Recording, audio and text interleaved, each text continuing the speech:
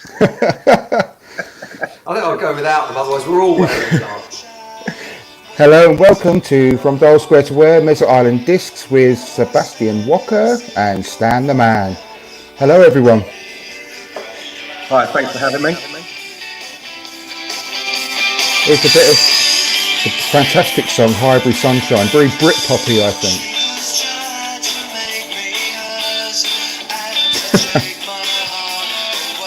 Love this song, it's great.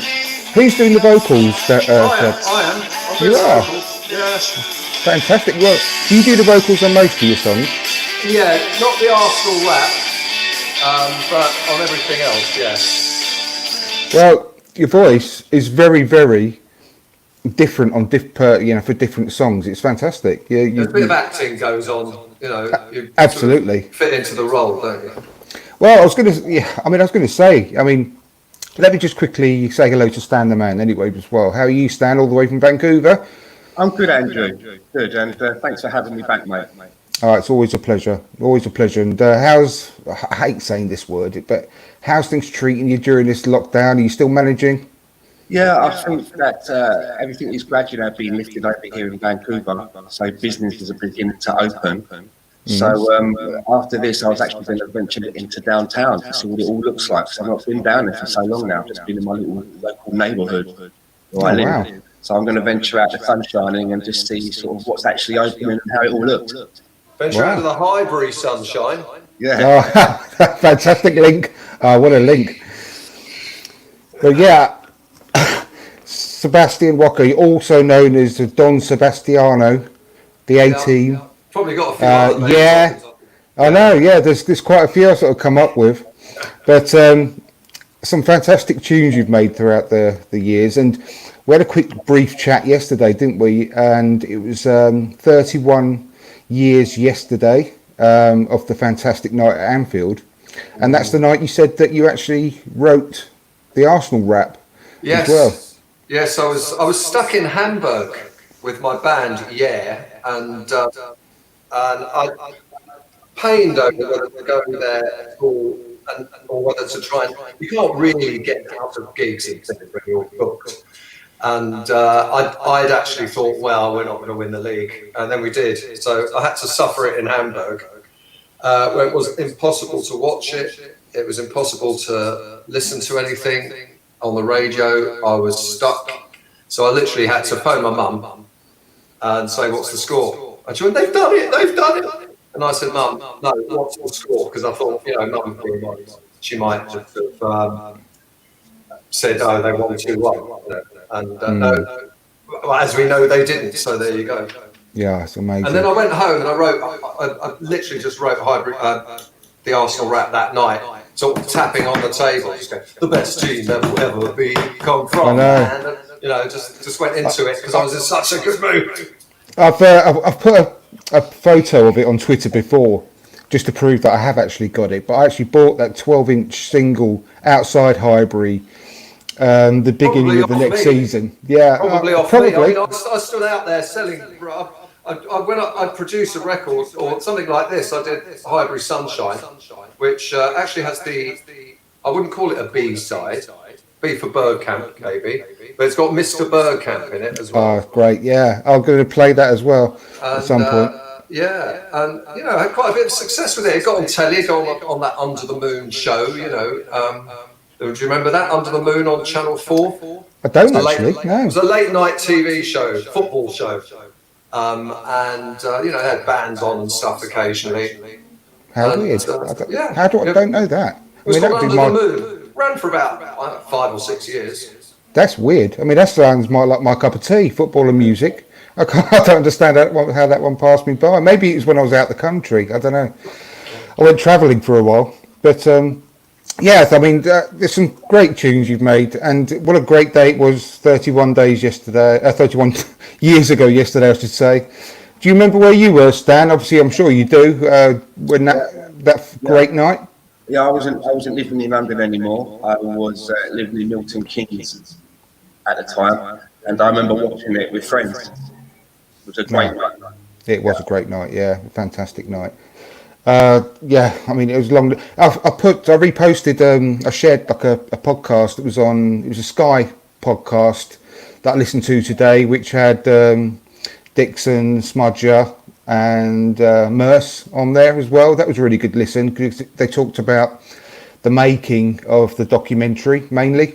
And yeah, I had a couple of great. tweets from Smudger recently, which was nice. You're it's joking. really nice. The great thing about Twitter is if you tweet something and then one of the players actually gets back to you. Yeah. You know, you're like, oh wow, great. You know, it makes your day, doesn't it? I had a reply once from Ian Wright, and I thought I just completed Twitter, completed life, and I almost just sort of signed off there and then because there's not much better you can get from that, is there really? No, it's great. It just makes your day. Yeah, it does. It really does. Smudger's brilliant like that. He actually replies to pretty much everyone.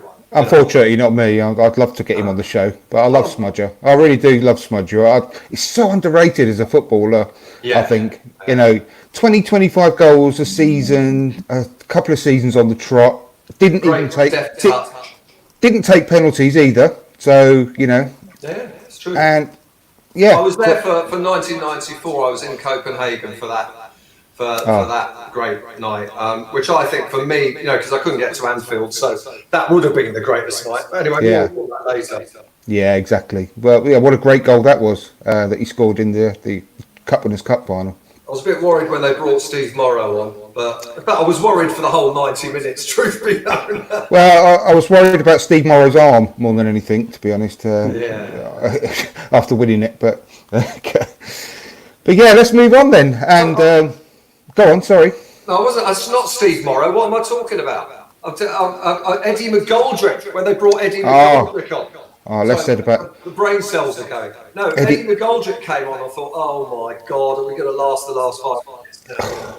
Eddie McGoldrick and Jimmy Carter, I think, you know. Jimmy Carter, yeah. Oh my goodness. I mean, I can go on to this a bit later, but my two brother-in-laws were Millwall fans. And run away! I know. For 2 or 3 years, I went to quite a few home and away Millwall games with them because you know just for the crack really. And I was only sort of a teenager. And cracked head. Yeah. Well, he got one. One of my brother-in-laws got one. He got hit around the head up in Middlesbrough. Got hit around the head with a brick that was hidden under a hoodie. And he had a smashed cheekbone, you know, at one stage. They used to call it the Millwall brick, didn't they? It was like a newspaper dug on like that. Yeah. And I remember, I think it was a quarter-final of the League Cup, and I was at Highbury in the North Bank, but I was outside on the right side of the North Bank, and I was with my mate Si, and I said, Si, we've got to go in. I looked behind me, and I could see that was not Arsenal fans behind us, right? It was a big, like, herd of them. And I just said, come on, let's go in. He went, no, we're all right here. I said, right, you stay here, I'm going in. See you later. So he did follow me in. And we went in under the North Bank, and we looked to our right as soon as we got there, and they just went, like that. We're exactly where we were. You know, well, and we ended up on the pitch. It was like a real nightmare. I went to an away match against Millwall, but I had to go in the away end because I couldn't get a home ticket. Sorry, I went in the home end with the Millwall fans because I couldn't get an away ticket, I beg your pardon. Yeah. And I just bought a brand new kit, and I had it on under a jacket. And right in front of me, and I had a scarf as well. I had a scarf I tucked in.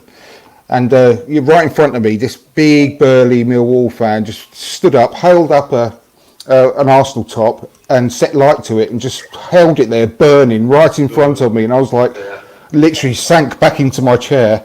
There's not much you can do, really, is there? No. But there were some good days there, though. But actually, it's Arsenal Millwall where one of my worst days happened because I almost saw David Rocastle die literally 10 yards in front of me because he swallowed his tongue and blocked his airways. Do you remember? Was that at Highbury? He stopped. Was it at Highbury? I don't think it was. I think it was at the Den. I might be wrong on that one. Actually, that's a good question. Rings a bell, but all I remember is a tear just started coming down my eyes because it was really serious. He stopped breathing for quite a long time, and apparently, I've since heard on a podcast that with Gary Lewin on it, he had to break Rocastle's jaw to actually get, to pull his sort of tongue up. Yeah, and he snapped his jaw. Oof. Yeah, it was very serious. But yeah, I mean, he's my favourite player of all time, David Rocastle. And to see him prostrate on the floor, and it was the whole ground just went hushly quiet. It was horrible moment. But yeah, one that will live with me. But let's move on anyway, because obviously got a few things to get through. And you've obviously I've sent you the sort of format of Mesut Island discs, and you'll come up with some answers. And the first question, I'll go to you first, Seb, as a debutant. Is the Arsenal goal that you'd be quite happy to watch over and over again whilst you're stranded on this desert island? Which one have you chosen? It's an obvious one for me. It's Tony Adams against Everton. Yeah. For me, that's just, and it's the whole thing that afterwards, him walking away. I was in the lower North Bank, just in front by the West Stand, So, and he just walked. I think I ended up upside down. I was it was just the greatest Arsenal moment for me ever. Yeah. And the fact it was Tony Adams. Yeah. It just. And left foot volley, the chip, the crossover. They've been showing it a lot, Yeah. Bold kicked it to him, wasn't it? No, yeah, it was. Yeah. Was it Bold? No, Steve Bold. He was Bold. Yeah. I thought he'd left by then, but obviously not. Anyway, and what a goal! He just cracked it in, and the way he just walked off majestically. I know. Amazing. So that's fine. I could watch that forever.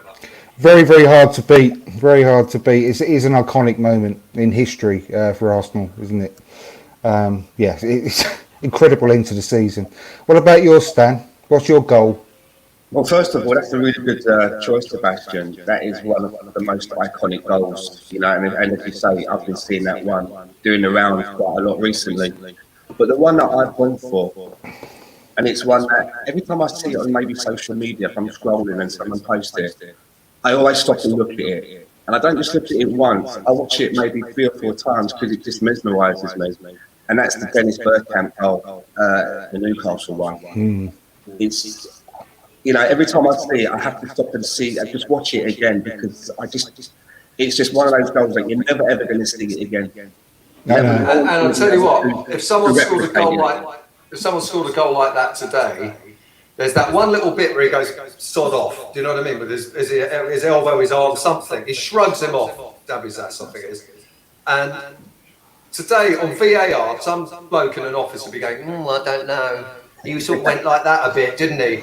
Do you know what? That's true. It is true, isn't it? That's why I hate VAR. It's just, I hate it as well. And the other thing about that goal as well, I've heard Bergkamp talk about it, that the pass that comes in from Pires, it wasn't one of his best passes. So the instinct that the way that goal happens, I mean, it all happens within a second, but the instinct to control the ball from the bad pass and then to basically turn the Gabby's ass the way he did and then finish it. It's the equivalent of me standing with a guitar and reading the music and trying to play it, or Jimi Hendrix, whose brain just sends the information straight to his fingers and it just happens naturally. That's the equivalent of Dennis Bergkamp. There's no thought in what he's doing; it just happens instinctivly. It's that little flick with his foot. Shows that. Yeah, no, the little thing he does with his foot at the beginning, and the way he turns, so it's sort of reverse turn, isn't it? It's like it defies logic. Yeah. I know.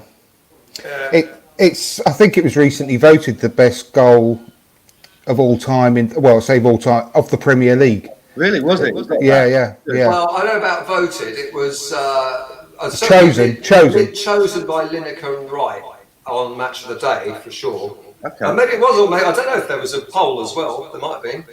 They had it on that Match of the Day thing recently, didn't they? Yeah, exactly. So I mean, he's had several goals, hasn't he?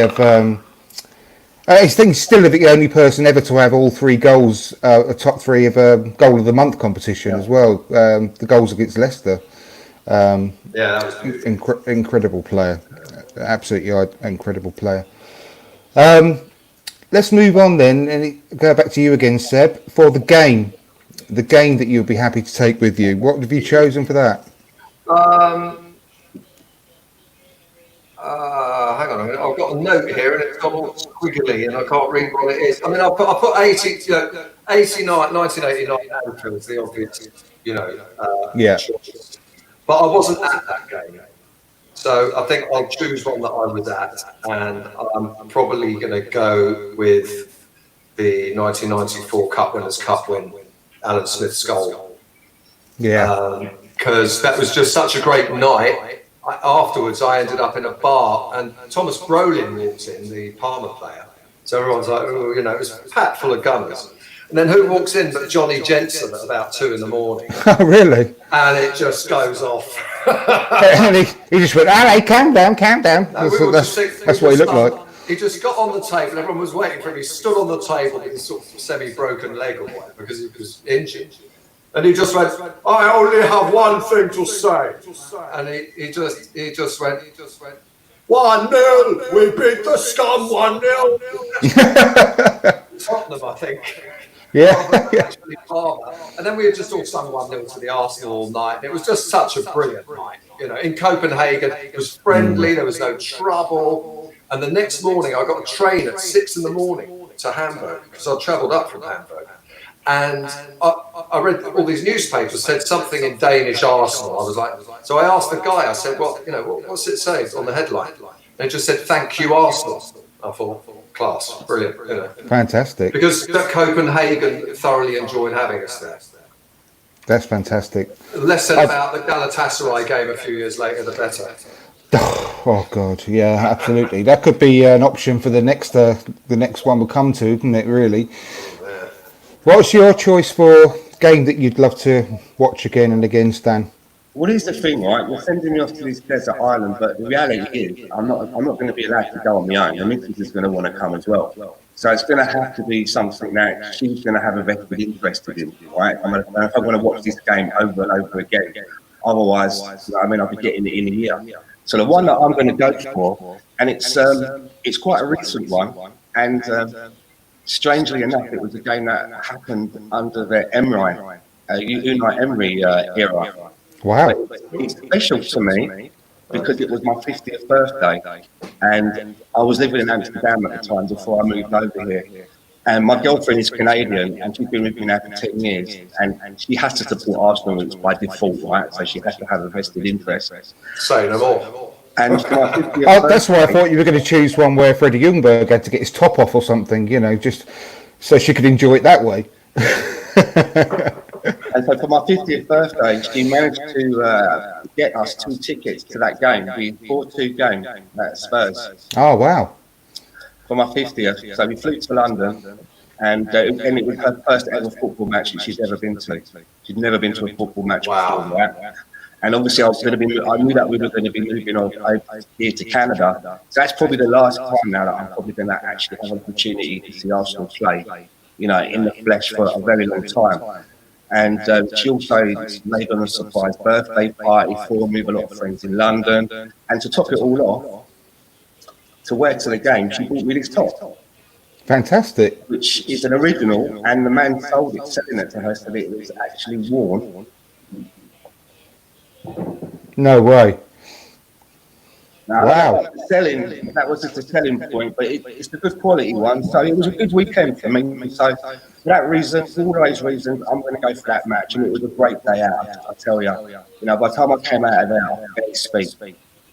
God. Wow, that's amazing. That's a fantastic choice then. Absolutely fantastic choice. I've got pretty goosebumps for that, actually. That's amazing. Great. If you ever decide to split up, then just pass her name my way. And cheaper. It was quite funny. Where we were sat in the Upper North Bank, it's obvious that the tickets that we had were for people that would regularly go and sit in its seats. So we had a load of guys on my side, and there was a load of guys on her side. And obviously, before the game starts and that, they're talking across us to each other because they know each other.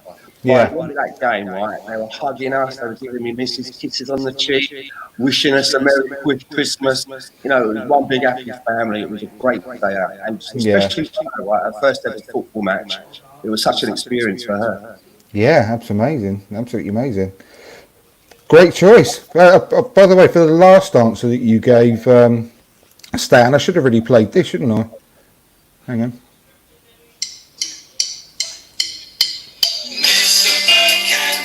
Mr. Birdcamp, Mr. Birdcamp.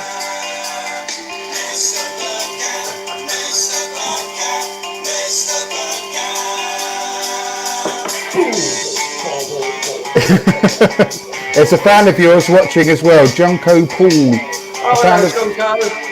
fan of Sebastian here. I'm enjoying this. Thanks for watching.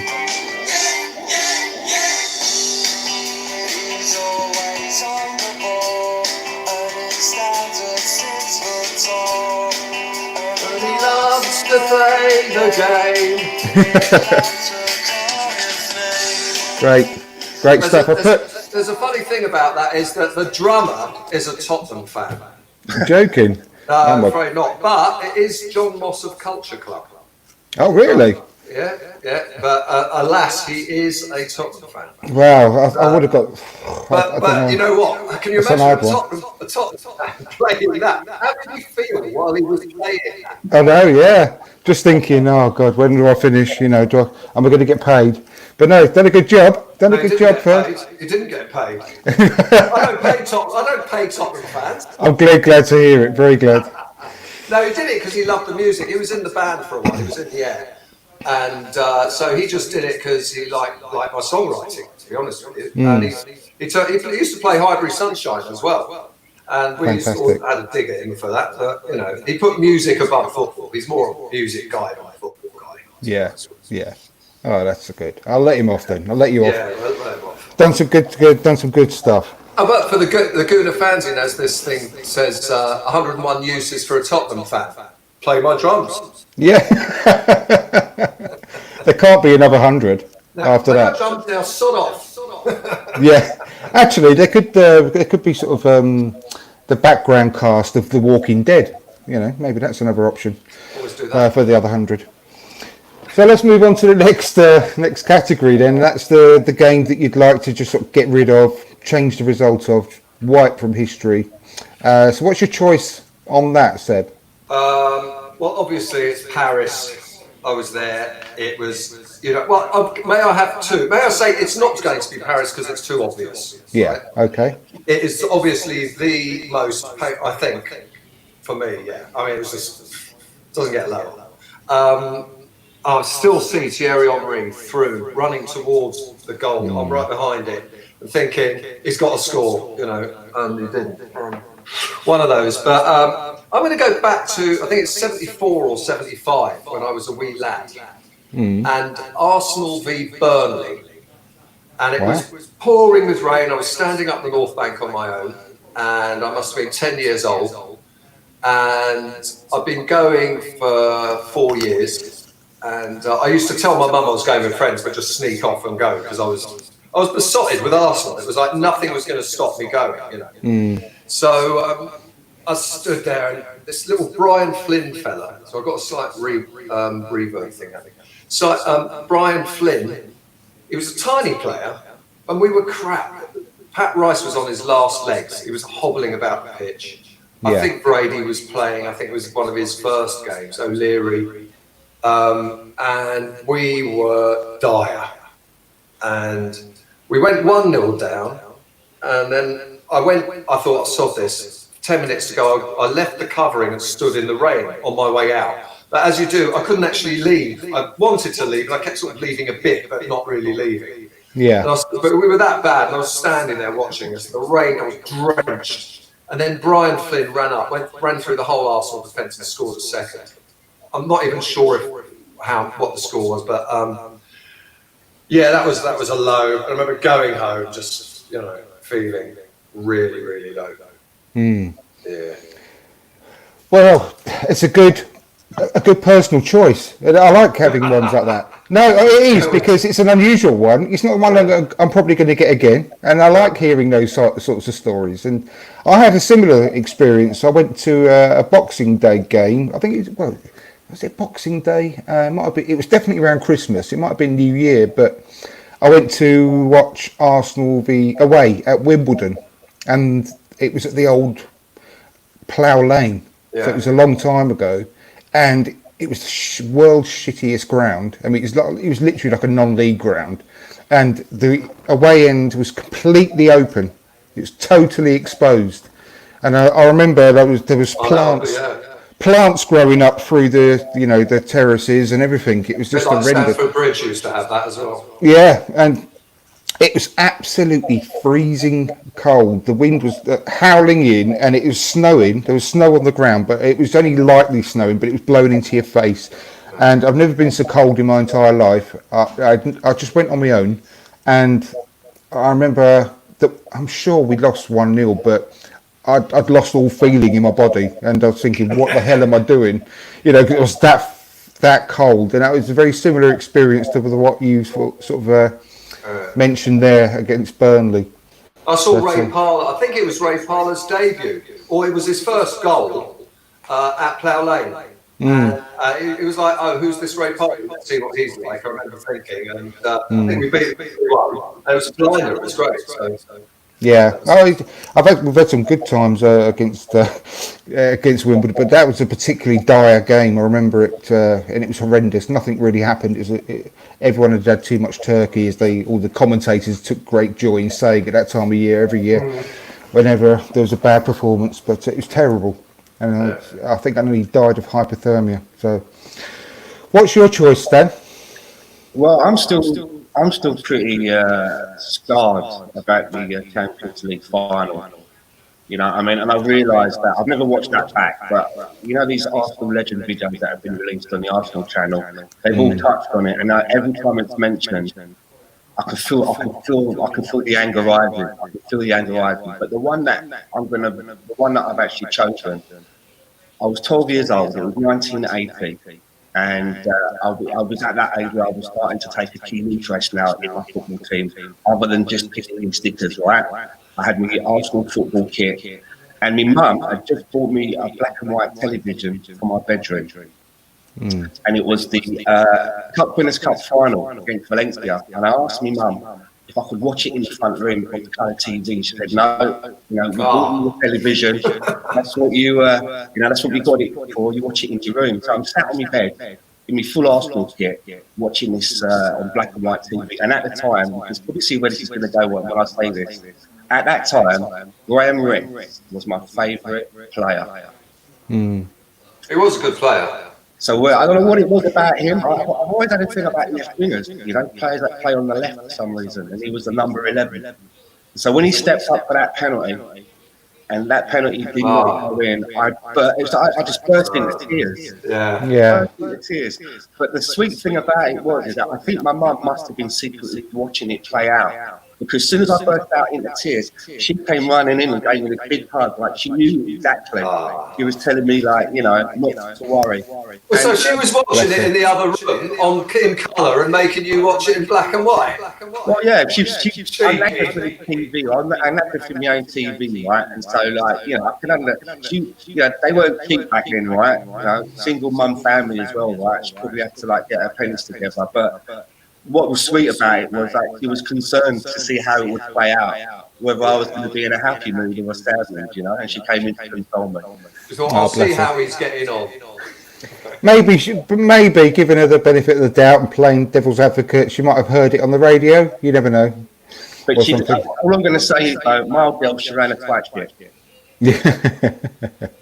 I remember my first TV I had in my room was a hand-me-down from my sister, who'd had it for years and years already, and it was a black and white portable telly, but it had one of those dials rather than the buttons for each channel. It had one of those dials like a radio. Yeah, I had one of those as well.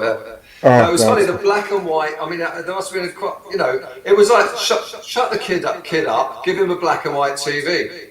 Yeah, I know. It was like instant babysitter. And Saturday nights used to be, it was like Eric and Early, Starsky and Hutch, Match of the Day. You had a whole kind of, that was it, wasn't it? Saturday night. Definitely. I used to love Saturdays when the A-Team they had a series of the A-Team, then it may be a switch to Dukes of Hazzard, then it may have been, Knight Rider. ITV, man. Well, it's only because of those programs. I love those programs. Amazing.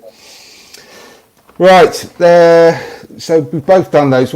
next category is a song, and it's a song that best describes the Wenger era to you.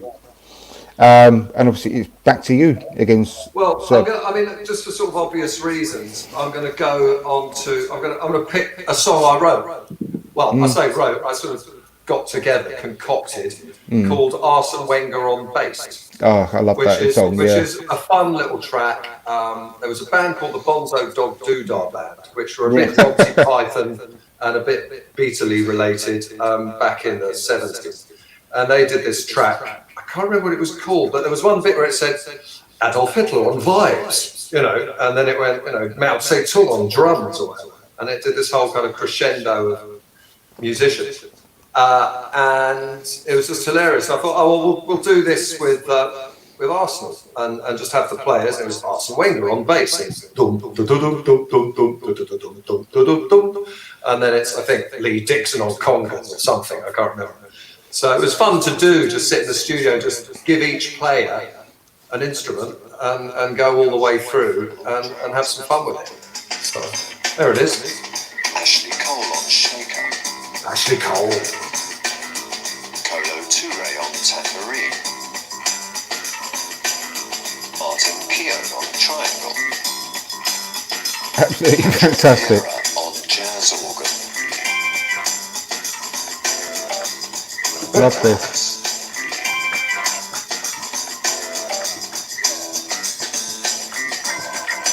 Genius. Well, it was fun. It was fun to do. I bet it was. Absolutely great. Really loved that. So what did, overall, what are your, we can go on about it for ages, but obviously in a relatively shortish answer set, what's your overall thoughts on the Wenger era? Are you one of the guys who sort of literally breaks it up into maybe 3 sections, or are you happy to look back on it as an overall picture like I am, or do you? Yeah, it does sort of split in two, obviously. The main thing was when we left Highbury. I don't blame Wenger so much in a way, because it was sort of inevitable that we left Highbury and everything changed. Yeah. And it was almost inevitable. I dare say that if we stayed at Highbury those 10 years, we'd have had a completely different second 10 years with Wenger. I think so as well. And so, we were a completely different outfit. On the whole, he was the greatest manager of my lifetime. George Graham was fantastic. But even George Graham would admit to that Wenger, and in fact did, a little name drop here, I had a cappuccino and a croissant bought for me at Cafe Nero by George Graham. Really? Oh, wow. And when we sat down, I said, George, if you'd have said to me, I'm thinking now about the Torino game where I think we beat them 1-0. And if you'd have said to me then, you're going to be sitting in 10 years' time with George Graham having a cappuccino, I would not have believed you. But he's a very affable guy, and he lives around here. And I've bumped into him a few times. And because I run this little local satirical magazine, I asked him for an interview. He said yes, we did the interview. And then, a while later, he sat down and said, do you fancy a coffee? I went, yeah, all right. So we sat down, had a coffee. And he said Wenger was getting stick at the time. And he said, make no mistake, Wenger's the greatest manager Arsenal have ever had. And that was coming from George Graham. Yeah. Well, what really, because I know he lost a few fans when he went and managed those ones who won't be named down the road. But what a great story was, there's a Tyler came out and said that when he was manager of Tottenham, he had a swimming pool, and he retiled the swimming pool, and he had the Arsenal crest on the bottom of the swimming pool, and that was when he only went there to mess them up. That was when he was a Spurs manager. He actually put the Arsenal crest in the swimming pool as he was the Spurs manager. Right, yeah. Well, so he's an Arsenal man. George Graham. Well, exactly. He says it all, really, doesn't it? Before. And look, we've had loads of players and managed people who've moved from one club to another. Willie Young played for Tottenham at one point. I remember, it's funny watching all these old games, and you see all the players and the way they move around, and everyone moves around. And listen, Sol Campbell came to us. Pat Jennings came to us. Yeah, But just then going we to had, say. what was his name? Clive Allen. He went over to them, didn't he? Yeah, well, he didn't play a game for us, did he? I don't think, in the end. No, don't think so. But, there's always going to be a bit of that. They're professionals. And look, Graham's offered a contract. He goes there. Weird place to go. Well, he at the end of the day, he didn't have to move, did he? He could just do it from. I mean, he wanted a job, and well, there you go. I don't hold it against him personally. Well, I don't, because he didn't win anything with them. He did. He won the League Cup with them. Did he? Yeah, in his first season. He didn't, did he? I don't remember that. I must have blanked that from my. One of their last trophies, probably. To be honest with you. I think it must have been. Yeah, no. In his first season, he won them the League Cup. Wow. Okay. Anyway, I don't see him. I see him as an Arsenal man through. I do, yeah. And the good thing is, since all the '89 stuff really came out again, the documentary and everything, I think so many more people have really given him the credit that he deserves and the love that he deserves after all these years. I think he's been re-recognised as the true icon that he is. Really, for the club. As far as Wenger's concerned, I was definitely critical of him the last certainly 3 or 4 years. But it's a bit like you can love someone without liking what they're doing. Yeah. And that's how I felt about Wenger. Of course, I loved him like he's Mr. Arsenal. I mean, God, when he joined, his name even began ARSEN. I know. Can't make that up. I mean, that's weird, isn't it? That is weird. But it's a weird quirk. But yeah, I see. With me, I just think that. I mean, I can't wait for his book to come out, and I just hope that there's some revelations in there. But I can't see it because he's such a gentleman, and I think he was like Batfink's. Remember Batfink? I think he was like the shield of steel, like protecting the club from so much shit and the board. I think he took it all on himself and all the stress on his shoulders, and he was happy to take all the flack just to protect the club and the name of the club. But at the end of the day, like you said, and I don't want to go into it too much because it's eating into your time answering your questions, but moving to the Emirates, it was just all down to a big lie, wasn't it? And we're going to be competing with Bayern Munich, etc. Those famous words. And from the moment we moved in there, it just went downhill, really, unfortunately. And I totally agree. If we'd have stayed at the beautiful, beautiful Highbury, I think we'd have been a hell of a lot more successful. Well, it was a fortress, and we'd made it. It was a temple, wasn't it? It was our home. I don't think I'm being when I say that it's one of the most beautiful grounds in the world. Yeah. But it was the Art Deco facade around, absolutely stunning. Still guts me. Yeah. And me, and I'm glad that it's there, sort of. That the stand is still there, and you can still see it and walk past it on the way to the Emirates. I'm really glad for that, but it brings back so many memories and so much emotion in me when I walk past it. I just love the place. Yeah. And I'll never really. Got it on the front cover of the Gooner album. A bit of plugging there. Yeah, that's a great album. It's a great cover as well. It is a beautiful cover. Beautiful cover. And you could get this. It's on Spotify and everything. So there's some Arsenal songs on it, including a few I wrote as well. So. Absolutely. I've already had some comments about it saying that Junko again said, is it Junko or Junko? I don't know. Sorry for the pronunciation. There we are. I love the Gooner album. Yeah, I love the Gooner album. Exactly. George Graham is a great man. He is. He is a great man. Absolutely. Now, Stan, what would be your choice of song for the Wenger era? Well, I do look at the Wenger era in kind of like 2 bits, and the 2 bits for me are quite distinct. So the song that I've gone for is "Unbelievable" by EMF. Great song. I love that song. The first part of it, the first part was unbelievably good. He made some unbelievably good signings. He was, some unbelievably good man management. Some unbelievably good football. But in the second part, I'd have to say that some of it was unbelievably bad. And, and that bit you could go, whoa, what the fuck? Yeah, As in the song. Exactly. Some of our, selling some of our best players to our competition, So, as much as I love the man, unfortunately, it is a story of two halves for me. So I'm going to go with that one. Unbelievably good, unbelievably bad. Yeah, I love that song as well. I think it's one of those songs that's quite timeless. It always sounds good, no matter, it doesn't really age, does it? I think it's a great song.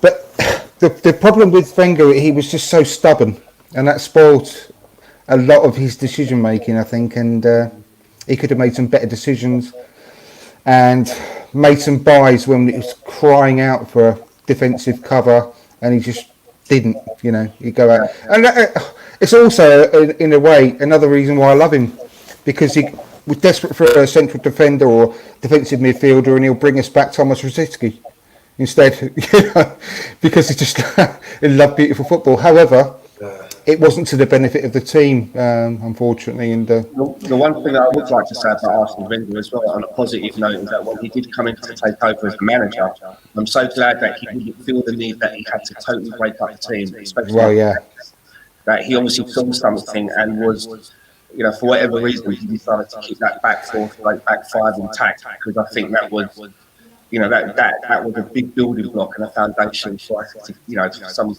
the good stuff that we had on the Wenger. Well, I had Nigel Winterburn on the show earlier on in the season, and he said about the Bruce Rioch era. We all know about the Ian Wright situation, but it turns out that he was almost sold as well, Nigel Winterburn.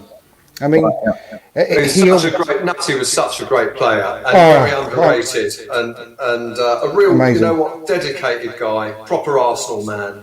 Well, on that podcast I mentioned earlier, that was a Sky podcast I tweeted about today.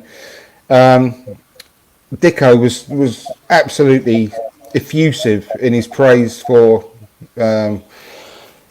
Winterburn, and he said that he genuinely cannot remember anyone getting past him. He said the only person who ever he struggled with was, he didn't even struggle, but it was David Beckham. He used to cross it before he had to go round him, because he could never get round him. So he was getting a few games past Dicko. Yeah, well, honestly, he said, I cannot remember any players getting the better of Nigel Winterburn ever, so that was a great very incredible. And that was, again, what we've got to thank George Graham for, which gave Wenger a great head start. But I never thought I'd see the football that I saw under Wenger. I never thought I'd see Arsenal play that kind of football. Yeah. And I was just so grateful for that. And that's why I can't ever say a bad word about Wenger, because he gave me some of the most exhilarating moments I've ever watched on a football pitch. And also, if you bear in mind that not only did he win the league at White Hart Lane, right, which we've now done twice, but and he won it at Old Trafford, so that that was to.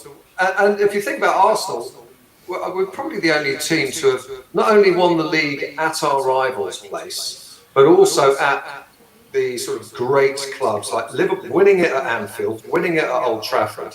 I don't think Liverpool ever won it at Old Trafford, actually at Old Trafford. I don't think so. I don't think we'd have heard the last of it, so it can't have happened. Yeah. So we've had these amazing moments of absolute euphoria, that other teams can only dream of. And the addition of it being at Old Trafford and at White Hart Lane, I mean, I'm still a little bit annoyed. There's that little thing about not beating Tottenham. I know, Andy. I'm the same. Do you know what? It spoilt it for me as well, to be honest. But it didn't spoil it. It didn't spoil it. You know what? I want to say that. I mean, of course, it was incredible, but we were it did take a little bit of a thing off it that we didn't quite win the game. However, we took the cherry back off, but we still had the cake. Yeah. Yes, and ate it as well. But Vieira there and Bergkamp and Pires and that team was just fantastic. We just sliced through them like butter. Most amazing. And we've seen several different teams under Wenger as well that are all incredible, in their own right. I mean, the 98-99 team was absolutely incredible to watch. We had Overmars on the left as well, and Petit and Vieira in the middle. I remember the headline after France won the World Cup in '98: Arsenal win the World Cup. Yeah. You know, it's just for how many years West Ham were going on about West Ham winning the World Cup, and we had it in '98. But it was a fantastic time. Now we move on to the very difficult subject of Unai Emery, and regular listeners to the podcast know exactly what I think about Unai Emery, and I'm glad I haven't got to go through all that of my own choices again. As well? No, I didn't do the George Graham one. Okay. But we move on to the Unai Emery section. Well, so what's your choice of song for that, Seb? I've gone for a really weird one because I saw it on telly the other day, and there's that little bit in Tottenham Hotspur's FA Cup song, Spurs are on their way to Wembley, where Ozzy Ardiles goes, In the cup, I know, I put it. And that just I just thought, poor old Unai, right? I mean, his command of the English language simply wasn't good enough to manage a football club in this country.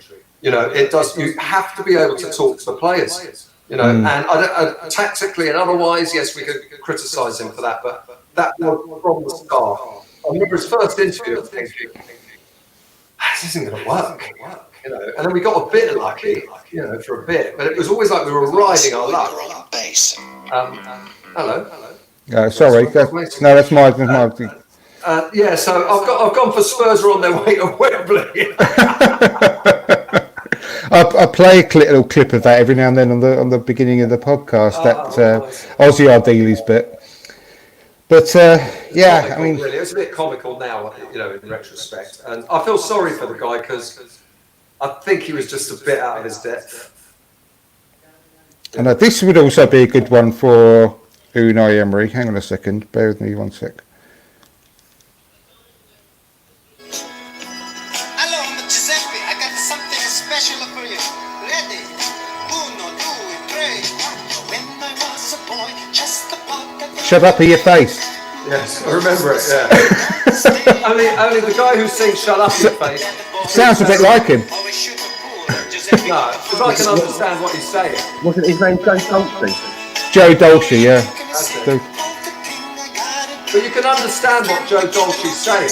Yeah, well, it's very true, but Whereas Unai, Just to make the lousy bucks, got to feel like a fool.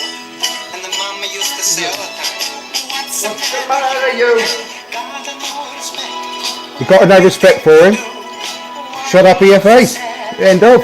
That's a really good choice for It's a nicer place. Shut up your face. That's mama. Unai Emery. I might change my choice for that one. Anyway, what's your choice, Stan? Well, I went for Nowhere Man by the Beatles. Oh, Yeah. And for me, it was that.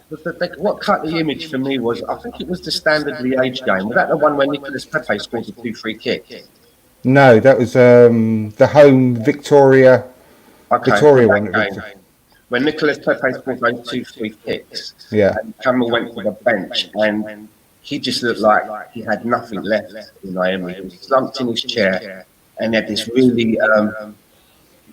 really weird expression on his face, and he just looked like a real nowhere man to me. He looked isolated, And it was weird because you think that we've just got ourselves out of jail, that we'd be up and like, yeah. And I was watching it in the pub over here at Vancouver, and the way he looked, it kind of came through the TV, and it made me Yeah.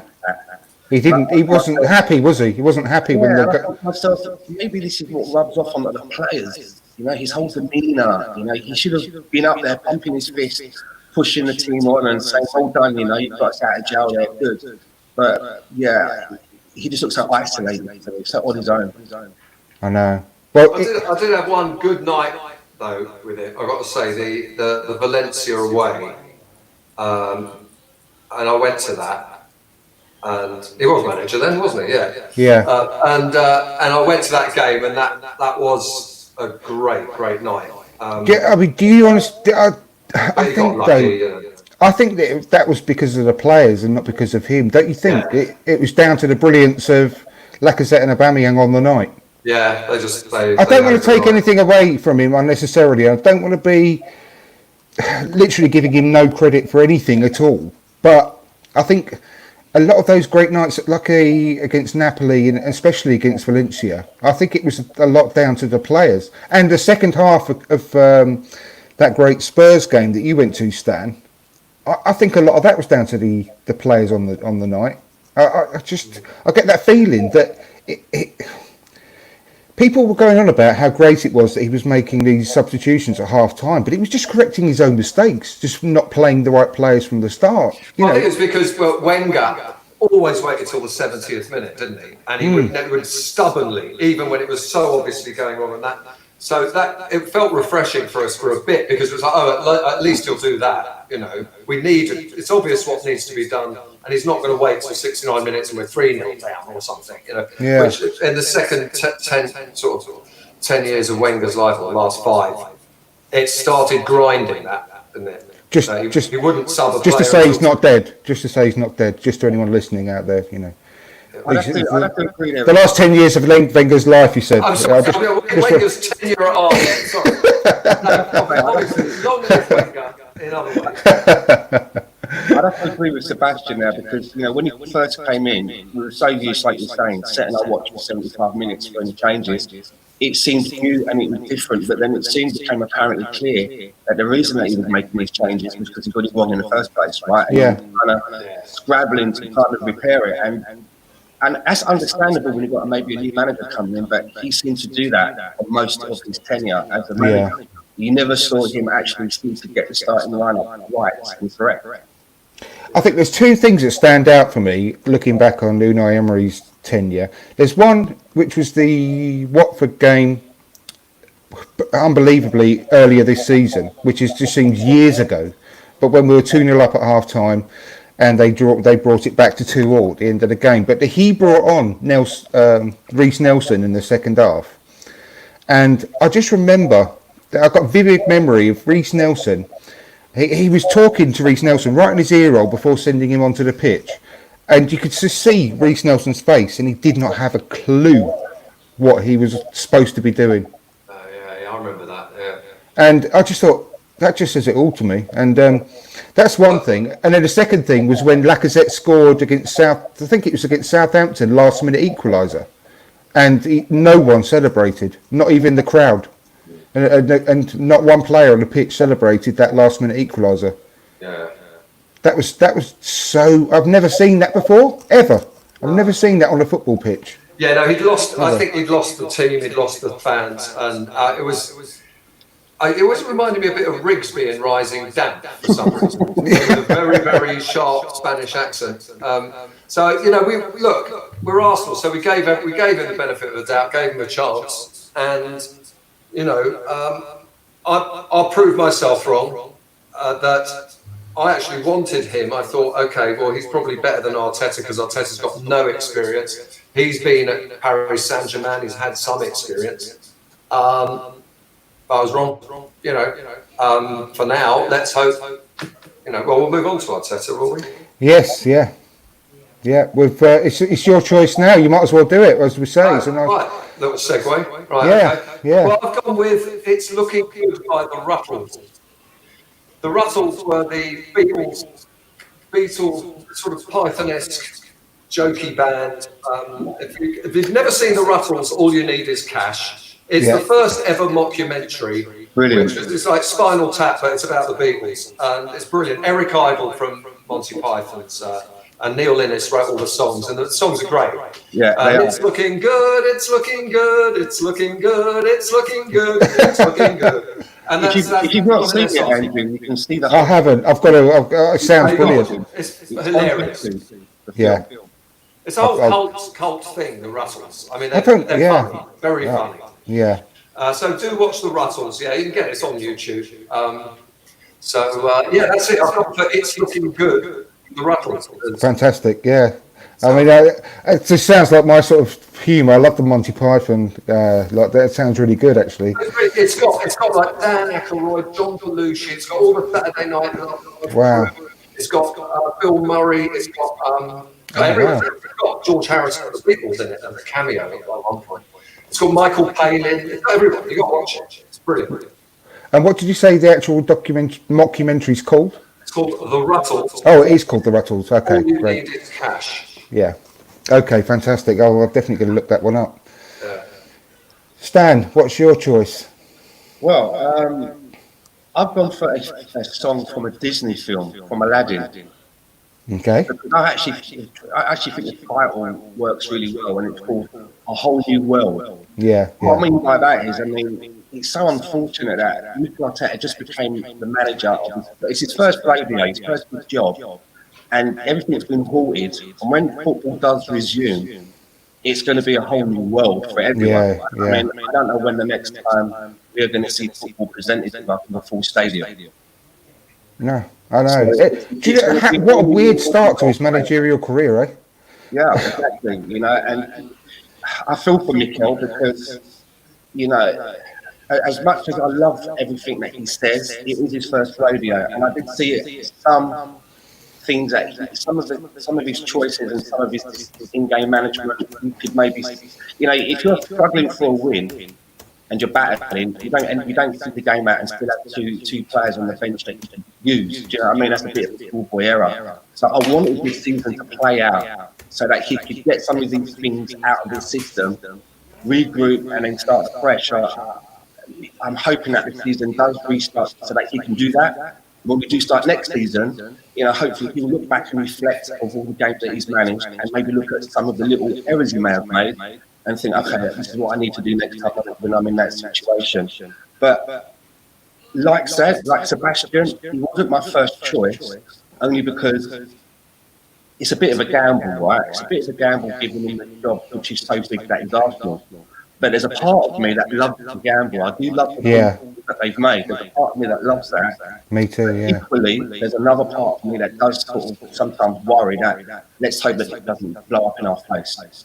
But he has my backing 100%. It's still early days, isn't it? We'll have to see. I just love everything about the guy since he took over. He wasn't my first choice either at all. But I was won over from the first press conference, to be honest. And I wanted Rafa Benitez. I thought he'd be a great choice. He'd be settle us down for 2 or 3 years. He's got a great track record. But I couldn't be further away from that now. I'm all behind him completely, 100%. And I can only see that he spent all of this time, that he's been off, just doing just homework non-stop all day, every day, and looking at all the matches he has managed, looking at the mistakes, what he would do differently, getting advice from everyone he knows within football. You just see that from him, can't you? I bet you he's been doing that every day, and also researching the players, chatting to the players, and getting a plan for them all. I'm just really excited about when we can just get back to properly playing football in front of fans. I can't say I'm not going to enjoy watching them when behind closed doors because it's Arsenal and I love watching Arsenal play. But I just can't wait to be able to see them in normal matches again. My biggest worry for Mikel is that he says everything that he says is what I want to hear. I've listened to a lot of his interviews. There was the one with playing into Ian White. He said everything. Do you know what? I but I thought the same. I can't feel like that. I genuinely had that worry, Stan. 100%. I don't get that feeling. I believe him. But my worry is that he doesn't get the backing from the board. Yeah, everything he says is just going to be a waste because it's all about, Unai Emery wanting to go with Zaha. And this was before, he was really under threat. And then the board listening to the manager and it's the player that I want the player for these reasons. And then they go and give him Nicolas Pepe. I really hope that Mikel Arteta is going to have an opportunity to. These are the players that I want, as opposed to being given players and being told this is the players that you're going to have to work with and get the best out of. Trouble is, Dad, when Unai Emery, and this has all been documented, when Unai Emery took the job, he took the job as a head coach, not as a manager. Yeah, there's been a title change. And he knew that he actually did this world famous dossier that he came into the club with about all the players. He knew that he had to work with the players that he was given and what he's got.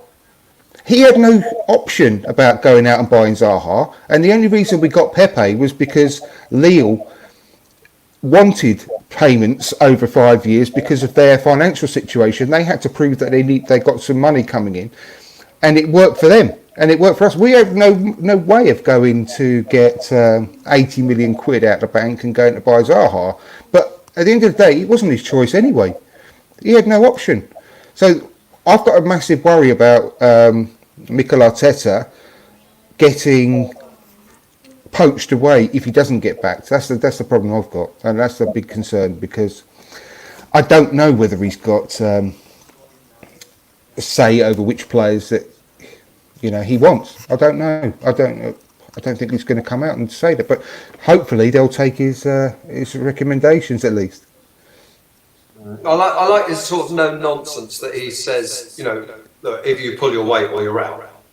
I like a manager who says things like that. Not one. And I think that's one of my criticisms against Wenger is he probably sometimes when players weren't pulling their weight, he was just too soft and nice. Yeah. And you're managing a football team. You've got to be ruthless. Yeah, definitely. I heard a story the other day about Wenger, which for me was so out of character, and it was concerning the Adebayor transfer.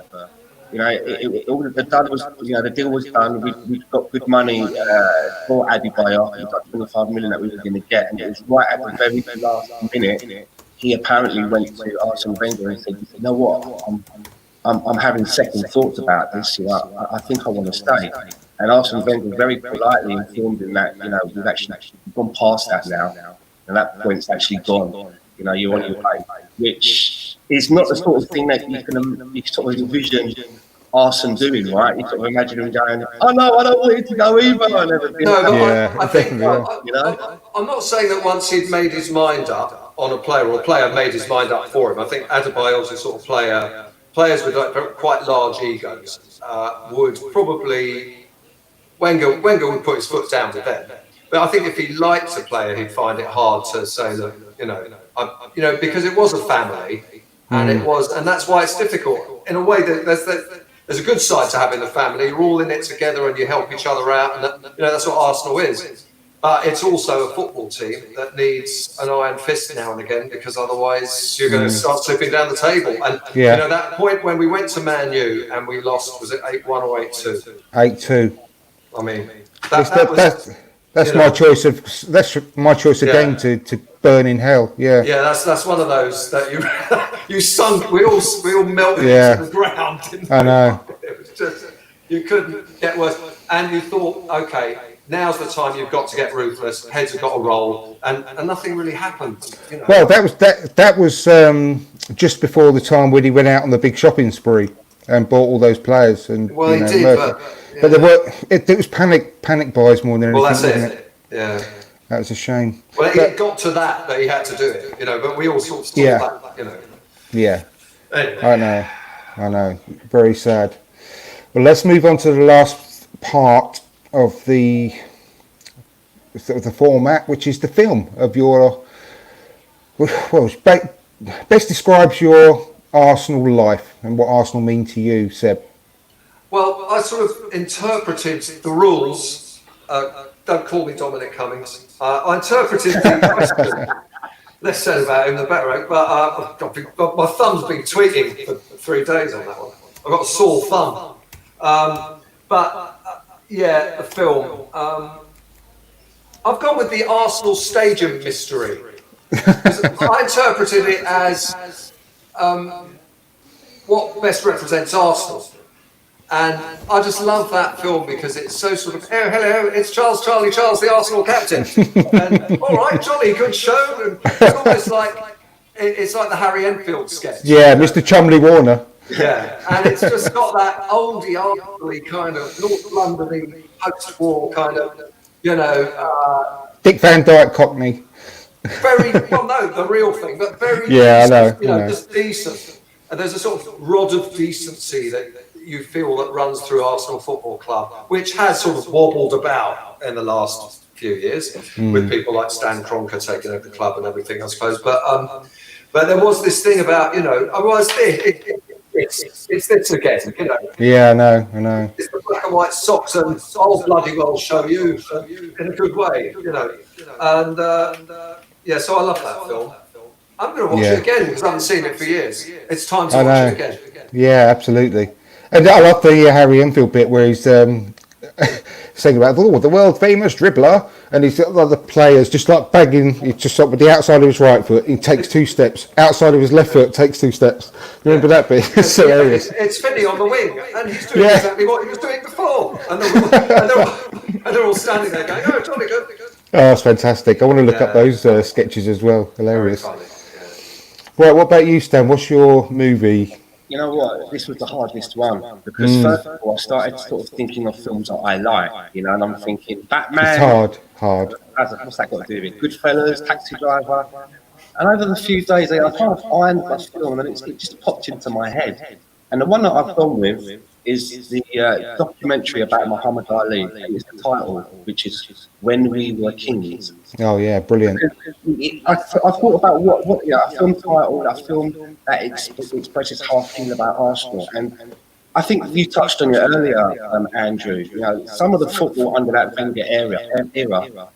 The only way to explain it is like champagne football, isn't it? I mean, you got people that maybe supported their football club for like 50 years and never seen their team. No. They kind of play in that manner and express themselves at football in the way that we had. And maybe, we never get back to that. And maybe never see that again.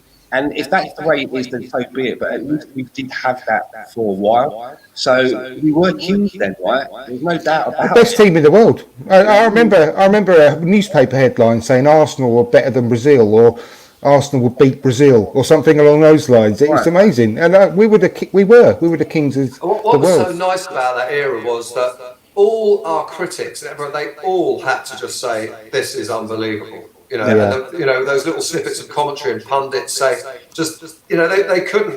There was nothing to criticise. It was such a great era. The football we were playing was fantastic, and those players. I think it started with Petit and Vieira when they had that understanding. Okay, Petit went away, but we were still then Pires. The quality of players we had. I mean, when we brought Pires in to replace Overmars, I thought.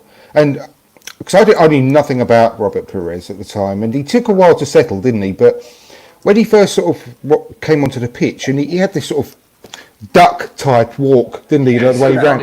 And I thought, what the fuck we got here? And I tell you what, he was nothing like Overmars, but he was even better. I mean, after a while, when he settled in, obviously, what a player! I mean. Total pleasure to have been able to watch so many players in an Arsenal shirt, in those times. Bergkamp arriving was kind incredible. Of big. That incredible. Changed everything, didn't it? That was the moment where you thought. I remember I was in Spain on holiday, and I was looking at someone else's newspaper. They were reading it on a deck chair or whatever, and I'm looking at it going, Bergkamp, what's that mean? What's that? What is it? And I couldn't get close enough. So I got home and I watched it. It was on some American television channel. I said, Dennis Bergkamp has signed for Arsenal. I was just like, yes! It's so funny that because the day that I found out about the Dennis Bergkamp signing, I was on holiday in Ibiza. And I come down in the morning and my missus wanted to go in a little shop in the hotel to get oil or whatever. And I went to the newspaper stand to look at the back pages of the English papers. And there was the story, that Dennis Bergkamp had signed for $7.5 million. I know. And until we got Platty the same day, didn't we? Yeah. And he was. I tell you what, he came good. Yeah.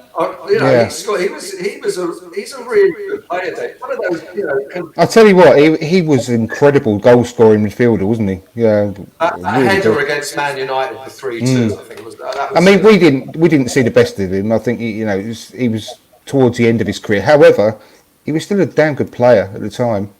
But until Mesut Ozil, I think he's the only player I could say genuinely. I don't know whether you can correct me on this, but that real statement of intent signing, Dennis Bergkamp. I don't, because all the other players we've got that we've since, Henry, Vieira, blah, blah, blah, they went on to be absolute world class, best in their positions probably in the world.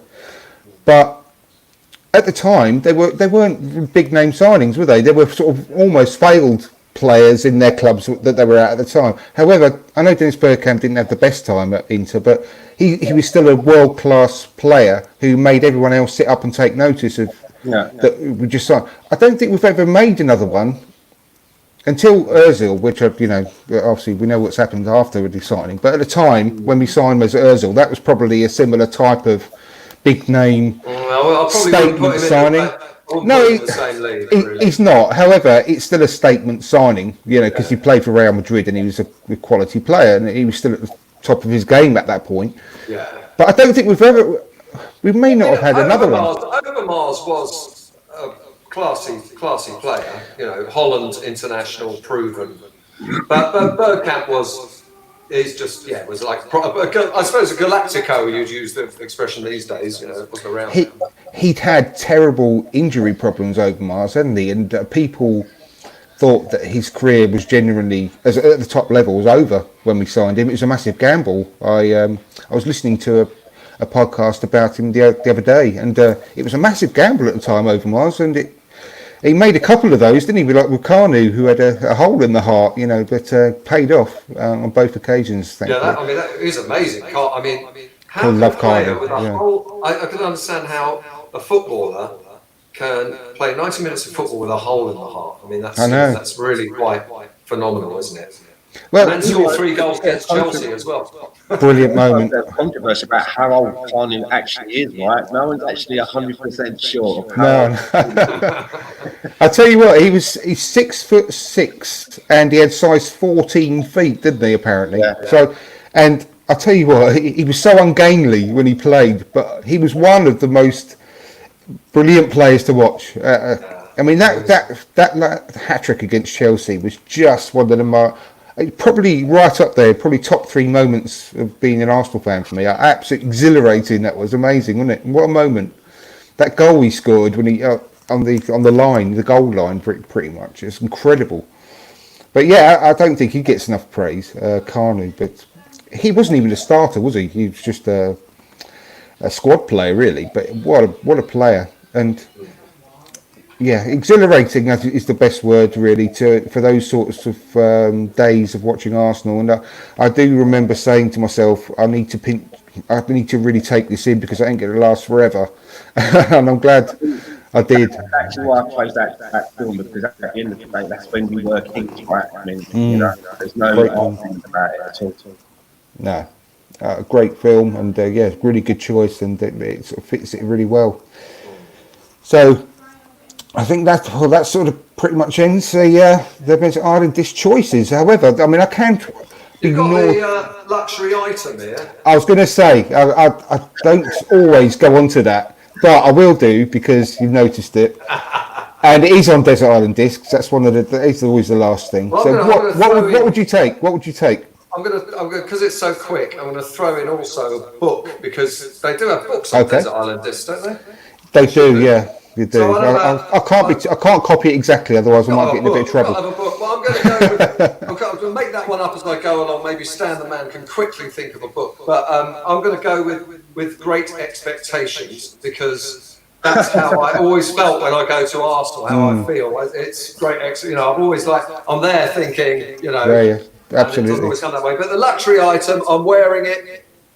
This is my luxury item because I'm in lockdown. Really good. Worried about where the next dollar's coming from, pounds rather, and I still bought this because I saw it and I had to have it. Yeah, it wasn't cheap. It wasn't cheap for a t-shirt. And I've got my eyes on it myself, to be honest. I might have to go and have a look for that. Yeah, actually, look at that. Come on, it's superb. Can't argue with that. No, you can't. So really I'll grow into it one day. Yeah. What's yours, Stan? Your luxury item, and don't choose something for your missus. Let's just be a bit selfish here. I'm being very selfish with this one. It's a never-ending bag of Twiglets that just never runs out. Oh, really? Do you know what? I like Marmite, but I've never liked Twiglets. If I go to a wedding or a party and there's a bowl of Twiglets, I just can't move away until I've eaten them all. I try I'm to with let other Andrew on people have this. them. I try to move away to let other people have them, but I'm just drawn back to them. I just can't stop. And I have that Marmite stuff on the end of my fingers. You know, I've been eating. Yeah. Do you know what? That's it. It's the salt. I love the salt. I'm not going to go there. I'm not going to say that, but I don't mind that part of it. But I love, and I say I love Marmite, but I've never taken to Twiglets, and it's really weird. I don't know why. I like Nick. The book that I would take. It somehow, isn't it? It's a bit, Yeah. It tastes a little bit burnt. yes, yes, that's Yeah, right. do you know what I mean? Yeah. Anyway, I totally appreciate that. Okay. If I was taking a book, it's a book that I got quite recently, and I was fortunate enough to get it signed by the author. And the book's called "A Little Bit of Knowledge is a Dangerous Thing," and it's written by ex-football manager of Leyton Orient and player of Chelsea, John Stitton. Oh, really? John Sitton, he's the one that had that big, massive paddy, didn't he? Yeah. If you've never seen the documentary, Leyton Orient for Fiver, it's the whole documentary where all of that is in there, and it's on YouTube as well. But I've Classic. played it a few times on Twitter, and he very kindly signed a copy for me. It's a good read. Oh, Failing Oh, that, fantastic. I think there's always Ray Parlour's book. yeah. And in fact, all the Arsenal players, Mercer's got one, Tony Adams, obviously, which I thought was a very good read. And Bergkamp, there's been a book on Bergkamp. Yeah. There's- Yeah. They're all good, aren't they? Yeah. But one I haven't read yet, which I really do want to, is the Perry Groves one. Oh, Perry we all Groves live in a Perry Groves world. Yeah, I haven't read that yet, and I And do the want to watch it. Alan Smith one, probably, because Yes, he's I'd probably like actually the Alan quite... Smith one. I'd like to read that. Yeah. Have you guys listened to the Desert Island Discs show with Ian Wright on, and the Tony Adams one? No. Well, you've got to listen to the. I haven't listened to the Tony Adams one yet, and I was hoping one of you guys would listen to it because apparently it's amazing. But the Ian Wright one is just great, and that's what gave me the idea of doing this one during the lockdown. But yes, fantastic. It's really moving, quite emotional, as you can appreciate with Ian Wright. He does get a bit emotional from time to time, doesn't he? But it's a great listen, and they're both on Spotify, or whatever podcast platform you listen to. But I've got to dig out and listen to the Tony Adams one as well, because apparently that's almost just as good, really. But yeah, Tony Adams' autobiography is amazing, and I don't think I've read an Arsenal autobiography that's been quite, it's been bad, really. I think they've all been quite good, haven't they? Yeah, but I do want to read the Perry Groves one. Apparently, I think that's going to be quite good because you're a down to earth lad, isn't he, old Perry? Well, while we're plugging all of Arsenal players' books, can I do a quick plug? Of course you can, yeah. I've got a little the same recording session as Highbury Sunshine. There was a song recorded called Happening, and it never saw the light of day. And it's a great little track, and it's going to be released as Ye's debut single. I don't really count Highbury Sunshine as a single because there's other acts on this thing. But my old band, 25 years after the breaks, will release its debut single. I don't know if that's ever happened. It will be historic. So that's coming out on July the 16th, and it's Happening. Fantastic. It's going to be on Spotify and everything. It'll be on YouTube and Amazon and what's the other one? iTunes, all that, all the platforms. Well, make sure you tweet it, and they'll obviously keep retweeting it for you as well. And I will once it comes out. Yeah, that'd be fantastic, mate. Yeah. That was. I'll just got to do a little plug. Now you're also you mentioned to me that you're on the Gooners podcast as well. Is that right? Yeah. I mean that's on hold at the moment. We sit in a community centre in Gillespie Road. Me and Kev, the editor of the Gooner, and usually the Highbury Spy, Steve, and it's a fun podcast. We've been going for a long time now. I don't know when the next one is. It might have to be via like this or Zoom or something. So have you? Did that get posted onto the main sort of podcast platforms, or is that on a website, on the Guna website? It's on the Guna website for sure. Because I couldn't find it on Spotify since we spoke, and I'd love to listen to that as well. Okay, I think then maybe the best way is to go to the Guna website, and there's like 170 of them or something. It's been going for ages. There's a bit of a competition between us as to who's been on it the most, and I think the Highbury Spy wins, if I'm not wrong, or probably Kev. But there you go. Yeah, I've definitely got to. The Guna's a great thing. The fanzine's a great thing, and people should, plug the fanzine as well. I haven't written for it for a while, but it's still going in physical form as a magazine. And hopefully, people will continue supporting it because it's a great read. And I sadly, and I was honest with on Twitter. I had a conversation with the Guna guys on Twitter and said that I stopped reading it for no apparent reason for so many years, and they've obviously put an appeal out to sort of make sure that we keep that going because it's just an annual subscription now, 30 quid for the year. Exactly, and then they nothing, is it? It's nothing, is it? So definitely, everyone across the world should do that and support it because it's one of the original fanzines, isn't it? It's one of the oldest ones out there. So got to make sure that stays going. So everyone support that as well. Go to the Guna website and get your subscription in. Now, Stan, have you? I know you Guna's in Vancouver hasn't sort of stopped at the moment, probably. Yeah, but we need Matthew to do a post-match video. Exactly, but you got any plans to do any during the lockdown for about any specific stuff? Say again. Have you got any plans to do any podcasts during this lockdown about other stuff? Every Thursday you can find me on the Arsenal fan circle with Ray and the lads. That's on Thursday. And also every Sunday evening my time, which is quite late in the night UK time, on Claw TV and the Bansters on the Dusk Till Dawn show with Terry Hyamaguna. Fantastic. And hopefully when Canon for the TV starts up again with Alex, I'll be back on there as well for some of the easy talks that we were doing. Yeah. So other than that, you catch me on Fan Circle, you catch me on the Bandsters, and occasionally here with yourself. Absolutely, yeah, absolutely. Well, I'm really glad to have you on again, Stan, and thank you ever so much, Sebastian, as well. Really enjoyed that. Thank you ever so much for agreeing to come on. I hope it's not the last time you come on. I hope you agree to come on again, maybe in the future. Sure. By the way, I've just found this. I've just got to show it because it's never been seen in public before. Ready for an exclusive? It's not going to be X-rated, is it? No, not at all. But this was my art. Oh wow! I did this artwork. Fantastic. How I saw Highbury Sunshine, what I thought it looked like, and I met Charlie George, yeah. And he signed it. I met him in actually when we were doing that Under the Moon program, and we did Highbury Sunshine. He was there as one of the guests. And I thought, it's, and so there you go. Legend. Oh, legend. That's brilliant. Excellent. And I've put, I think it's 4 or 5 songs up on my YouTube channel so people can listen to them as well, Sebastian. But have you got your own YouTube channel that you upload songs onto as well? Well, there's some Arsenal stuff. Mr. Bergkamp's on YouTube. Some other people have uploaded stuff too. But have you got your own channel, or? I do have one. Yeah, it's Hampstead Village Voice, but that's not so much the music. That's the magazine that I run. No problem. That's fine.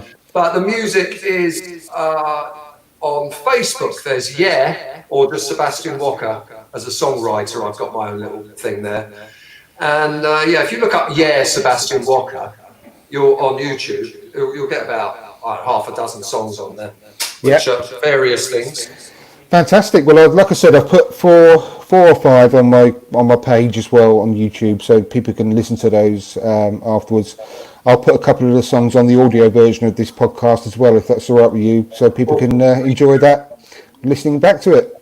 Thank you very much. No problem. No problem at all. Well, thanks for coming on to both of you.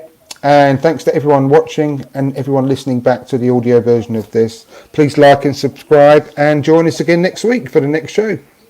Take care, guys. See you guys. Bye bye.